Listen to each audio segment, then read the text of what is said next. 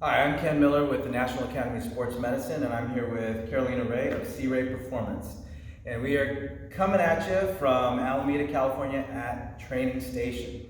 Now, this video series right here is going to go over the quadruped and its progressions and regressions. Now, this is a great exercise series because working on core and spinal stability is one of those things that a lot of people who exercise don't really do. But it's the number one thing we need to consider and implement when we are starting any kind of resistance training routine, or when we're trying to complement adding stabilization to our strength and our power program. So it's hard to be strong, it's hard to be powerful without a good force platform. And when I say that, I'm talking about our lumbo-pelvic hip complex and our spine overall. So if we can't control our spine, we can't control our opponent, we can't control the implements we're trying to swing, like a bat or a golf club. So stabilization of the spine is one of the first things that we need to consider, but unfortunately, it's one of those things that gets considered only when we're injured.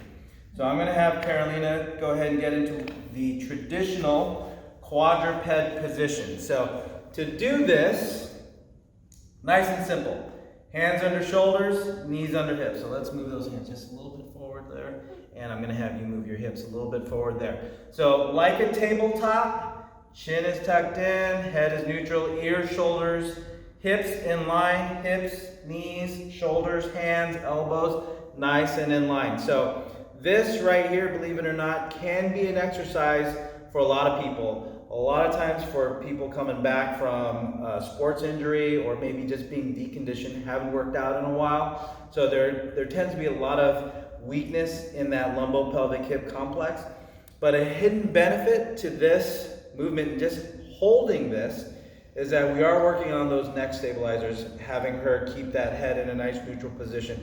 If she's holding herself right, those shoulder blades are laying flat on the rib cage. So she's not depressing the chest, the shoulder blades are not winging or tipping, elevated. She's in a nice neutral position, rib cage right under the shoulder blade. Neutral spine here, a little bit of curve is gonna be okay. So from this position, so her just being able to hold this, she's doing an awesome job. So we can progress this to have her now focus on breathing. So the challenge here is that she is going to hold this same tabletop flat position from ears to hips, and she is just going to breathe. So when she breathes here, her challenge is to keep this still while she drops her belly button to the floor and then pulls it back in up towards the spine. So a nice, slow, steady tempo to where she's controlling the distension in the midsection and then controlling the contraction as she comes up. So it's not just about the belly button rising and falling, it's what's happening inside that's really important, because as she distends, as that belly button drops, that diaphragm is dropping down, and that drop down of that diaphragm forces the volume of the lungs to expand, which draws more air in. More air in means more oxygen in. So again, if you've been sitting down behind the computer where this thoracic spine is nice and compressed, we're not getting a whole lot of air, therefore we're not getting a whole lot of oxygen. So this alone can help facilitate better breathing techniques.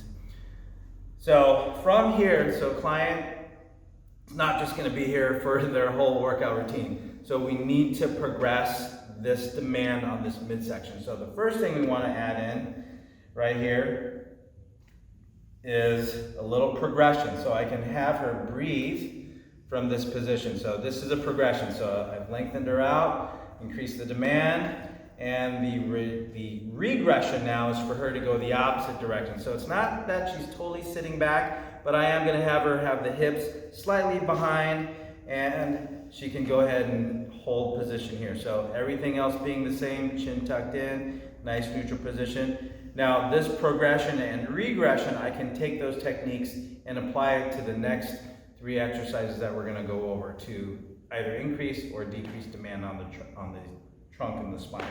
So we'll get her back into the nice neutral position here, hands under shoulders, knees under hips. And the first thing we wanna do here is use those arms. So she's gonna apply a little bit of a reach. So in this 3-point position, 2 knees, 1 hand, she's gonna reach up, hold, and then super slow on the way down. So this is more of a stabilization format. as she brings it up. Holds, elbows nice and straight. I know you can't really see the angle, but she's gonna be out about 45 degrees up. She's gonna hold. Again, she's doing a great job holding this still. And this is the important part right here. Now, as she reaches up, she's gonna keep the elbows straight. Thumbs are up. She's externally rotating using more of that posterior cuff.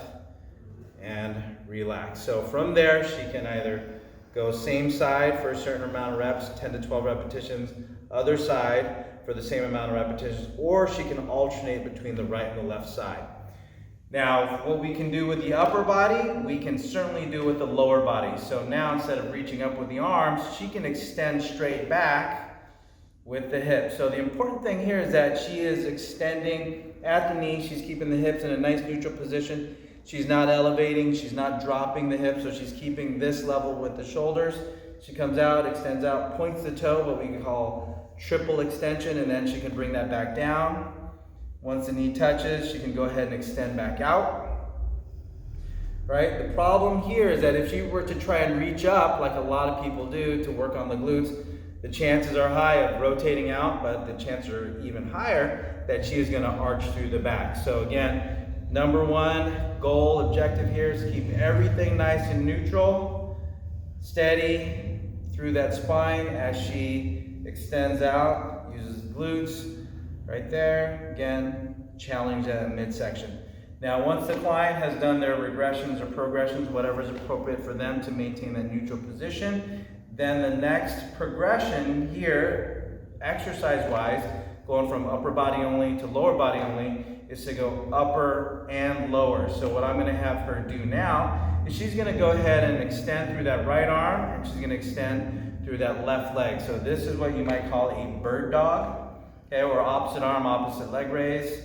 Again, with more of the stabilization component in mind, we're going to hold and back down. So we'll do this one closer to tempo. She'll come up, extend out. That's 1 second. She'll count to 2. And then down for 3, 2, and 1. Knee and hand touches. She'll come back out again. Extend, reach. Thumb is up, elbow straight.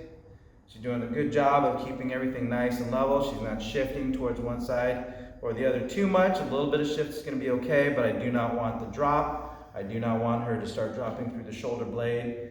Good job through the head, neck, and shoulders. And relax. Perfect. Good job.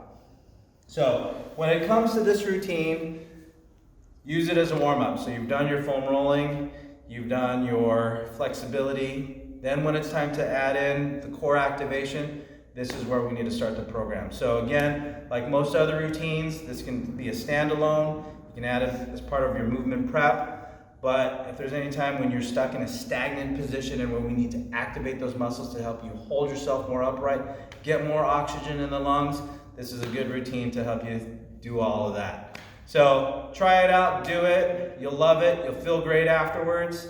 But let us know how you like it, and we look forward to hearing from you.